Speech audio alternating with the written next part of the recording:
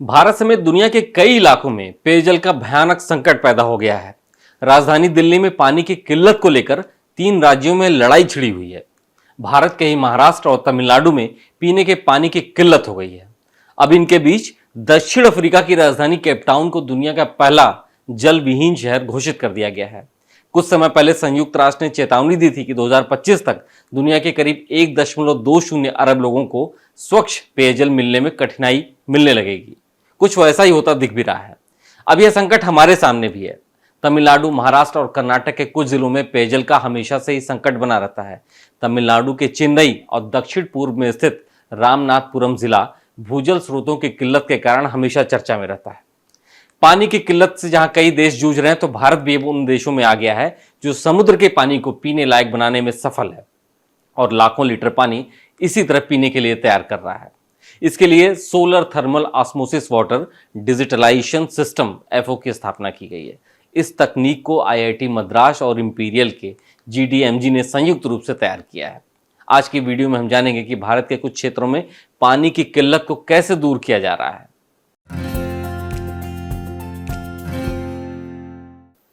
नमस्कार, मेरा नाम है अभिषेक पांडे और आप देख रहे हैं डेली लाइन एक्सप्लेनर।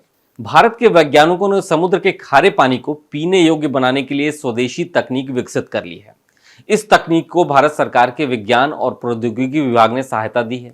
इस संयंत्र को लक्षद्वीप में सफलतापूर्वक स्थापित किया जा चुका है। संयंत्र की क्षमता हर दिन 1 लाख लीटर पीने योग्य पानी बनाने की है। देश के तटीय इलाकों के साथ साथ समुद्र के किनारे स्थित क्षेत्रों में पानी काफी मात्रा में तो है, लेकिन पीने योग्य नहीं है, क्योंकि समुद्र का पानी खारा होता है और तमाम तरीके के मिनरल्स इसमें मौजूद होते हैं। अब चुनौती यह है कि इस खारे पानी को बड़े पैमाने पर पीने योग्य कैसे बनाएं। इजराइल दुनिया के उन देशों में है जहां पर समुद्र के खारे पानी को पीने योग्य बनाया जा चुका है और वो इसमें महारत हासिल कर चुका है। भारत में भी जब इसी तरीके की समस्या आई तो पृथ्वी विज्ञान मंत्रालय की मदद से आईआईटी मद्रास के वैज्ञानिकों ने समुद्र के खारे पानी को पीने योग्य पानी में बदलने के साधन खोज लिए। समुद्र के खारे पानी को एलटीटीडी तकनीक के जरिए पीने योग्य बनाया जाता है। इस टेक्नोलॉजी में प्राकृतिक तरीके से समुद्र के पानी को गर्म करके खारेपन को अलग किया जाता है। यह ऐसी प्रक्रिया है जो खारे पानी से खनिज घटकों को हटा देती है। एलटीटीडी टेक्नोलॉजी को लक्षद्वीप के उस हिस्से में लगाया गया है जहां समुद्र की सतह के पानी और गहरे समुद्र के पानी के बीच लगभग 15 डिग्री सेल्सियस का जरूरी तापमान का अंतर है, जो लक्षद्वीप के तटों के आसपास के इलाकों में पाया जाता है। इजराइल ने यह टेक्नोलॉजी भारत को दी थी। 2018 में जब इजरायली पीएम नेतन्याहू भारत यात्रा पर आए तो उन्होंने गुजरात में mobile water desalination jeep gift की थी, जो भारत के पास मौजूद है। यह मोबाइल जीप खारे पानी को मीठा बना देती है। एक दिन में यह मोबाइल जीप 20,000 लीटर समुद्र के खारे पानी को साफ कर देती है और पीने योग्य बना देती है। चेन्नई में पानी की समस्या इतनी विकराल हो चुकी है कि समुद्र का पानी डिसैलिनेशन कर पेयजल के रूप में अब लोगों तक पहुंचाया जा रहा है। वहां के समुद्र तट पर 2 डिसैलिनेशन संयंत्र काम कर रहे हैं और दोनों की क्षमता 100 mld है। ऐसे 2 संयंत्रों पर काम चल रहा है जो अगले 3 वर्षों में 550 mld समुद्री पानी को डिसैलिनेशन करके पीने योग्य बनाएंगे। इन संयंत्रों में 2 तरीके की टेक्नोलॉजी का प्रयोग होता है, एक तो पारंपरिक वैक्यूम डिसैलिनेशन और रिवर्स ऑस्मोसिस।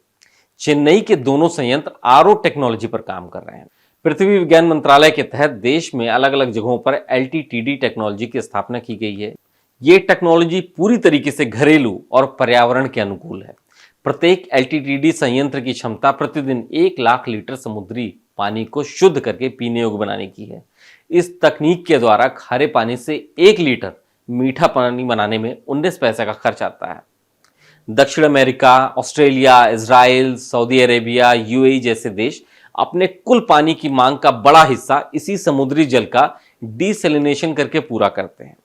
फिलहाल दुनिया भर में इसके लगभग 15,000 से ज्यादा संयंत्र काम कर रहे हैं। सऊदी अरब की राजधानी रियाद में इसके लिए 320 किलोमीटर लंबी पाइपलाइन भी बिछाई गई है। भारत के अंडमान, गुजरात, तमिलनाडु, लक्षद्वीप और आंध्र प्रदेश में छोटे बड़े लगभग 175 संयंत्र चल रहे हैं। इन उपलब्धियों के बावजूद यह सवाल अपनी जगह पर बना हुआ है कि हम अपने उपलब्ध जल संसाधन को संरक्षित रखने और उसके संतुलित उपयोग के बारे में कब तक सोचेंगे और कब गंभीर होंगे। केपटाउन में तो पानी की इतनी किल्लत है कि समय समय पर नहाने पर भी रोक लगा दी जाती है। केपटाउन वाटरलेस हो चुका है। भारत में भी कई जगह वाटर क्राइसिस से जूझ रहे हैं। ऐसे में हम अपनी ज़रूरत का तो पानी बना भी ले रहे हैं, लेकिन हमको पानी के संरक्षण पर गंभीरता से सोचना होगा।